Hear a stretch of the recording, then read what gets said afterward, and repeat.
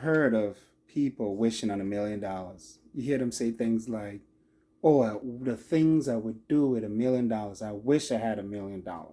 The problem is most of them have already made $1 million, but they just don't know what they did with it.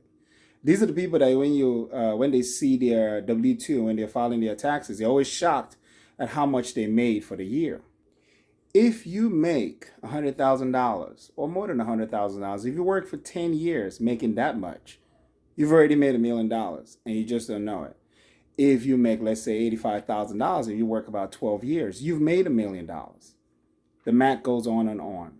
The problem is they're not engaged in the investment or spending of their money. They just passively allow that money to come in and leave. And that's the problem. So I say, instead of wishing on $1 million, I want you to write down a plan on how you're going to spend or invest your next $1 million. Because you already had $1 million. Don't wish on it because God is already bringing it your way. Have a plan to budget on how you're going to invest, whether it's charitable giving, whether it's investment, and how you're going to spend this money, and keep account of it. Be engaged in the plan of your $2,000 that you make a month or your $1,000 that you make a month, so that you be prepared for when the money increases. A plan, a strategy is better than a wish. The planning that you do for the little that you have, when it increases, you're going to have amazing control over how that money is spent. Luke 16:10 says, "Whoever can be trusted with little can be trusted with much. And whoever is dishonest with a little is going to be dishonest with a lot." So have a plan. If you don't have a plan, ask God for a plan.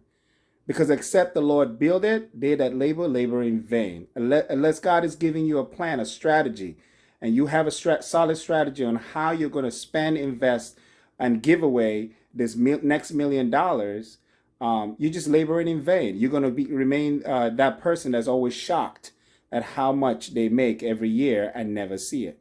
So instead of wishing on having $1 million and wishing and dreaming of all the things you could do with $1 million, I want you to seek God's face on how you're going to spend the next $1 million. So the question is, can God trust you with the next $1 million? God bless.